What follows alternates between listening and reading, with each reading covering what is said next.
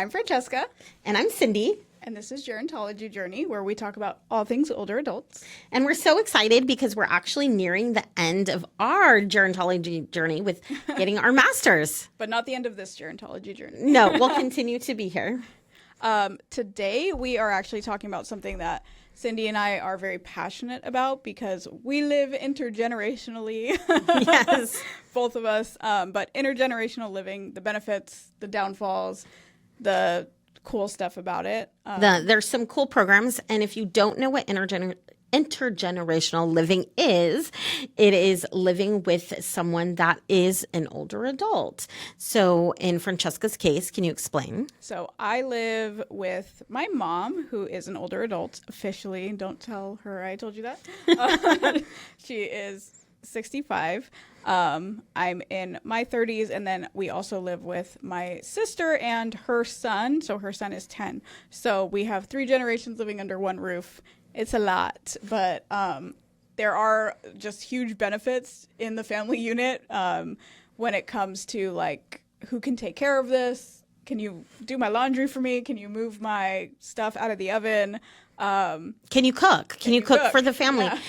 One person can go to the grocery store. There's always someone home to watch your nephew. Like those things I think are really important and a lot of support.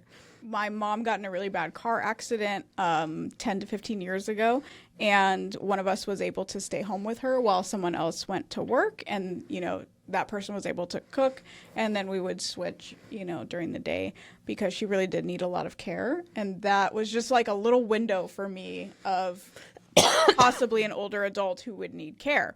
So I understand that on a whole different level.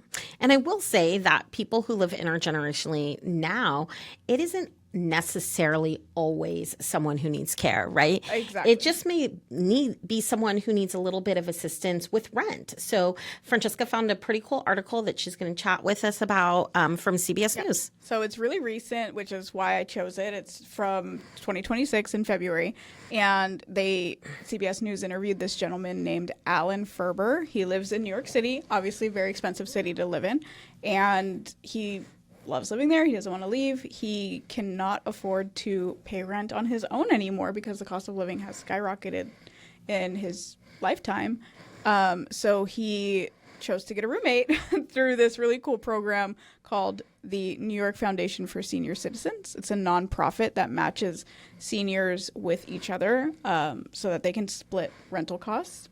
And just a small example of an older adult who maybe they have an apartment or they own a home and they either want to split the cost of living or they want extra income, right?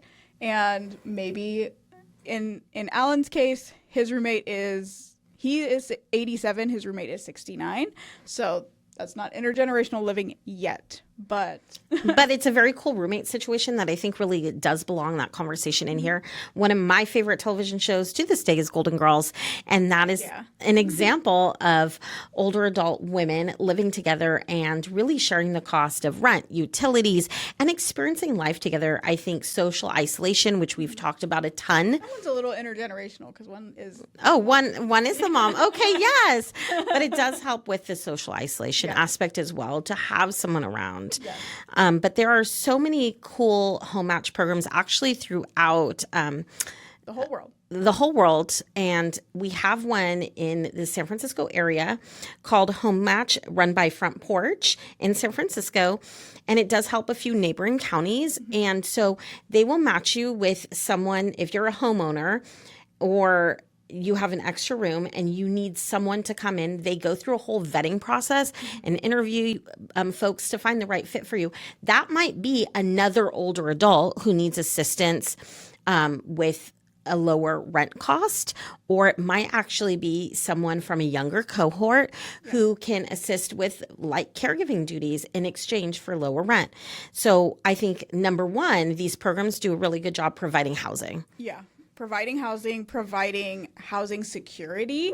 If you're an older adult who maybe the cost of living has gotten astronomical and you can't afford it anymore and you need to find a roommate, you know, maybe it is someone not of your age group, and that keeps you from having to go either into low-income housing or a shelter of some kind. those are really cool options. Sad that we need them, but I feel like there's a lot of shame sometimes in intergenerational living, and there shouldn't be, because we really focus in America on this nuclear family situation where it's like a mom and a dad and their kids, and then the kids leave the nest and mom and dad are supposed to grow old together. That's what's supposed to happen, right? But not everyone has to do everything the same way. And people are changing how they do things now. I think when we were researching this topic, we actually stumbled on something that we can't wait to share with you guys, but we'll just share a little bit about digital nomads. So even if you do have children, let's say you did everything right and you have children, your children may not live, and yes, do everything right, because there is no right way. Your children may not live locally. Yeah. So can you explain what a digital nomad is? So a digital nomad is someone who maybe is still working, who chooses to live in another state or another country from where their home base is, or maybe they have no home base because they want to live nomadically. And they work digitally, right? They work online, so they don't have to stay anywhere. And this is becoming more normal for those that are actually in their 60s and 70s, because they likely don't have children at home anymore. So maybe their son in this scenario is now a digital nomad and can't take mom or dad to the doctor, and they have an empty room. So they're going to apply for the home match program and have someone live with them that can take them to the appointment. So it does provide security, some like caregiving, meal prepping, assistance with social isolation. We've talked about that a lot. Even just having conversations with people and feeling like you have a friendship, I think is really important too. Well, and it builds community, right? Mm-hmm. You don't feel so alone anymore, and maybe you guys have a lot in common, and you go to the local bird watching club. I don't know. Yes. I feel like grandma core, grandma vibes, grandma hobbies, it's like very popular on Instagram, at least maybe in my Instagram, because that's my For You page, but that's my algorithm. People are like more into crocheting and macrame and absolutely. They're learning how to sew. Mm-hmm. They're learning how to repurpose things and how to thrift. My For You page also is completely grandma core, and it has sent us on a tailspin of garage sailing recently. So we've also fallen into it. So I think one of the aspects too is the home safety of utilizing a program like we were discussing, like Home Match and the one in New York, is that you're no longer living alone, right? You have someone living with you. And I think there's a lot of fear sometimes about what if someone breaks in? What if you fall and no one can find you? So some of these programs do have an expectation that they will give you reduced rent and sometimes even free rent as long as you are staying there the majority of the nights. So we've talked a lot about these programs, but specifically getting into specifics, the home sharing specifically started in Spain, and you got reduced or free rent if you were a younger person who wanted to rent in an older adult's home, with the expectation, right, that you would stay home most nights to give them that security. And assist with like caregiving as well. And so it's actually, when we were researching it, the caregiving they assist with tends to be lighter than what we're used to. So meal prep, staying the night, having conversations, and technology help. So that's going to be a trend we're going to see. All of these want to do technology assistance. Right. Francesca has a favorite one, so we're going to dive into that one. Where is your favorite one, Francesca, where you want to visit? My favorite one is in Italy, and it is called Casa Verde. And it was founded by a famous composer in the late 1800s. He used his royalties to pay for musicians who aged out of being able to make a living on their craft. So he created this super beautiful home, building, whatever you may call it, for them to come and live for free. And he said one of the biggest downsides is that everyone wants to be a star. Yes. So modern day living here, they set aside 20 rooms for students to come, and the students have a reduced rent fee as well. But the older adults, first off, love the students because they make them feel very special, and the students get to learn from the old masters of music. And so it's a very even trade-off, and it just sounds really beautiful, and the photos of it look really beautiful. Oh, the building looks amazing. I would love to go in my lifetime as well. Yeah. But it's such a great example of something we touched on a little bit, which you were talking about grandma core and people learning how to macrame. And so it really is an example of the I can't say the word.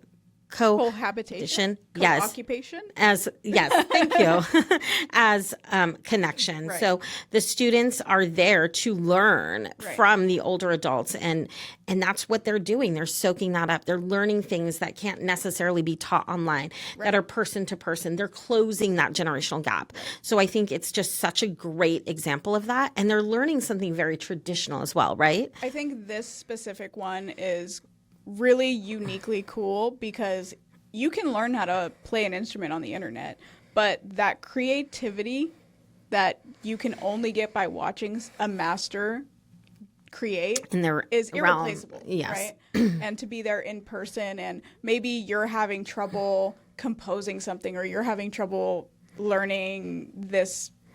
I'm not musically inclined, but there's someone there to help you all the time because you live there.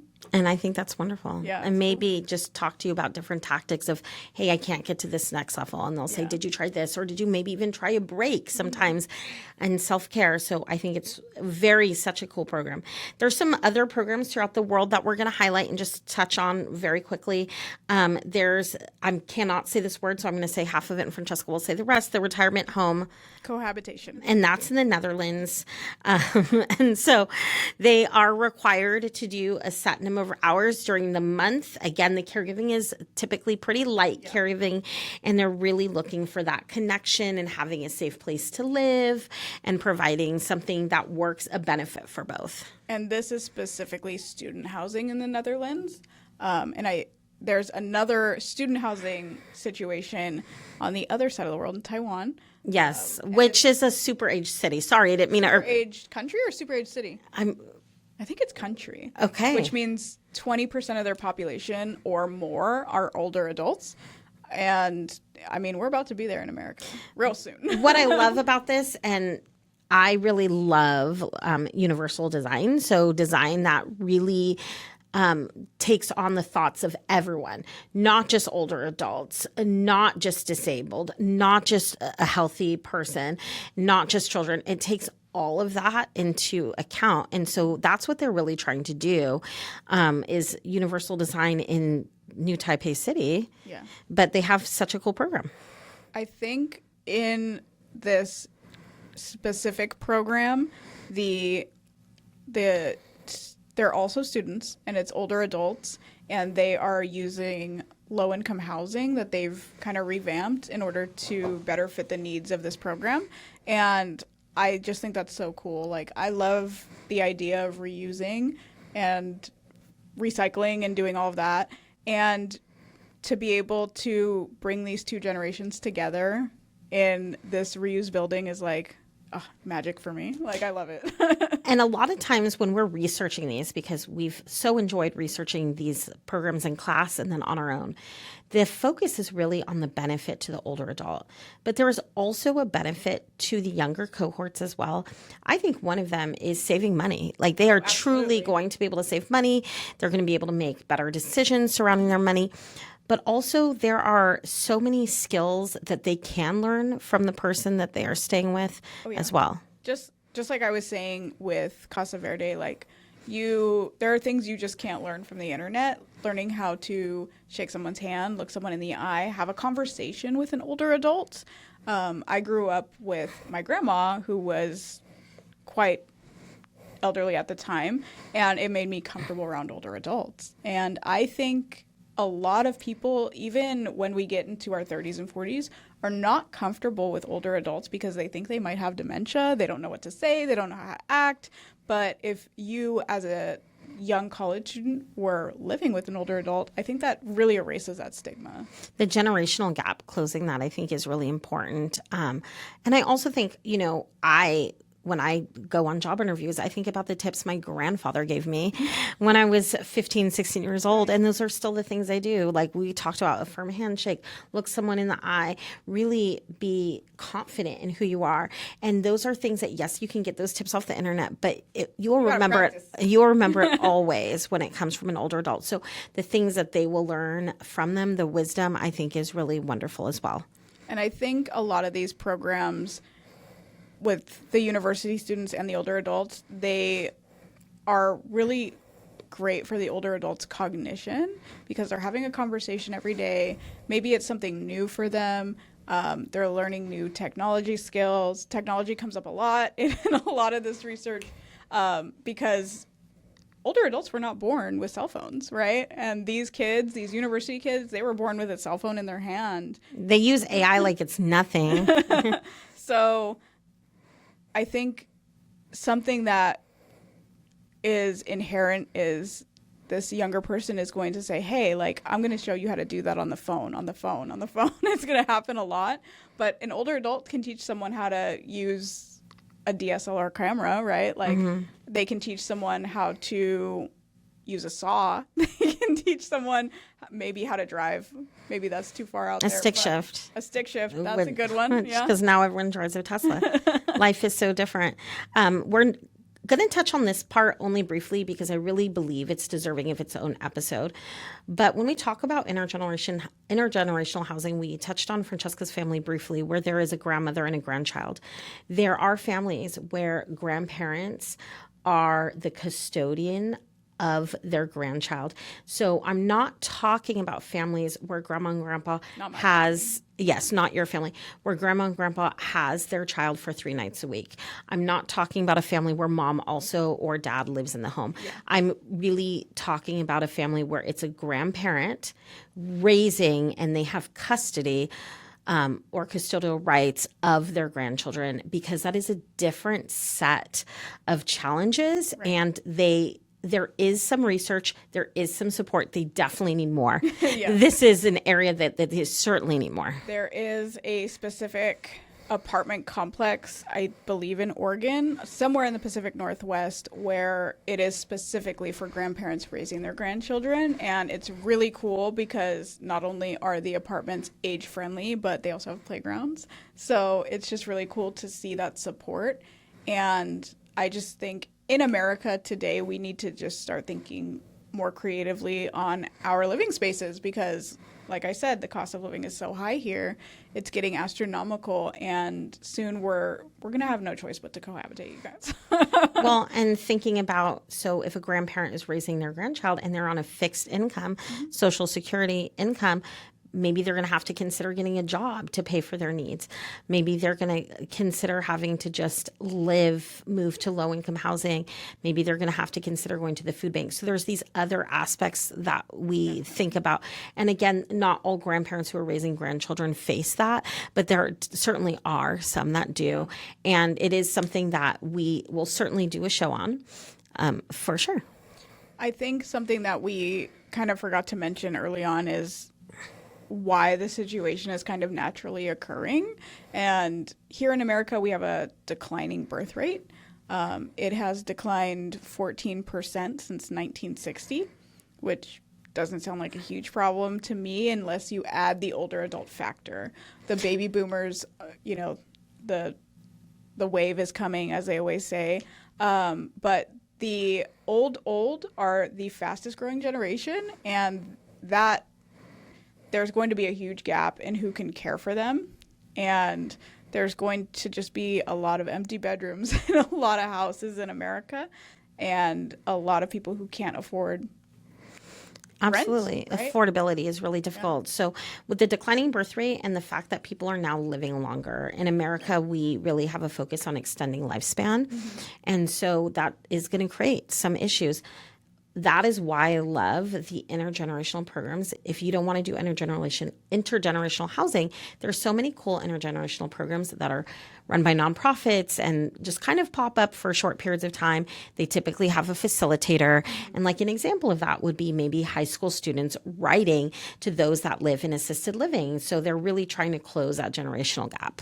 I would say a lot of times these happen for like 3 months at a time, maybe a year max, and then they kind of go away.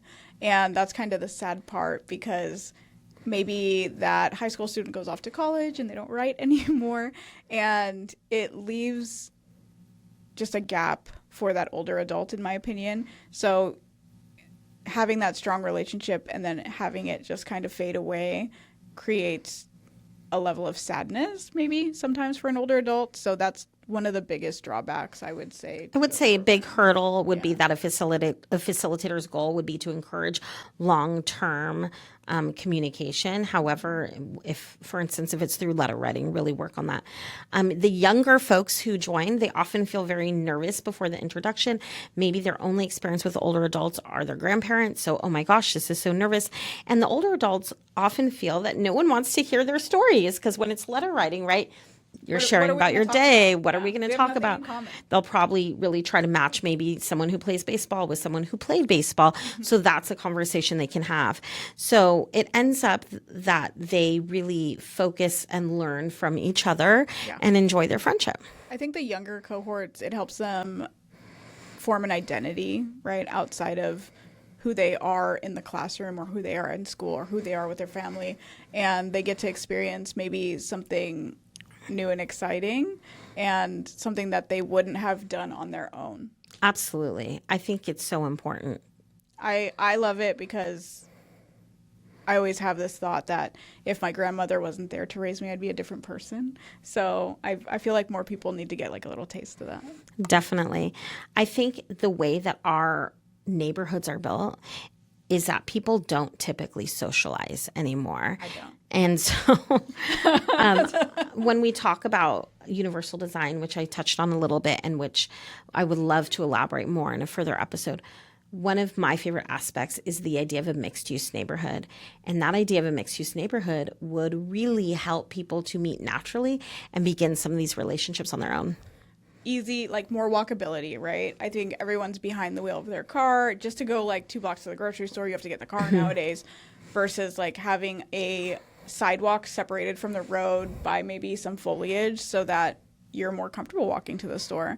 And on that walk, maybe you see an older adult who needs help carrying their groceries to the home. We just don't have those interactions in America anymore, at least not where we live. But the ability is right there. It's like right on the other side of the stop sign. Absolutely. I have so enjoyed talking with you guys about intergenerational housing. Before we log off, we definitely want to know who was special to you that it was an older adult. What was your relationship like? Please put it in the comments below. And if you have questions, email us, text us. We're not that close yet, you guys. Put it in the comments down below, and we will maybe make an episode on it. Yep, absolutely. Thank you guys so much. Bye.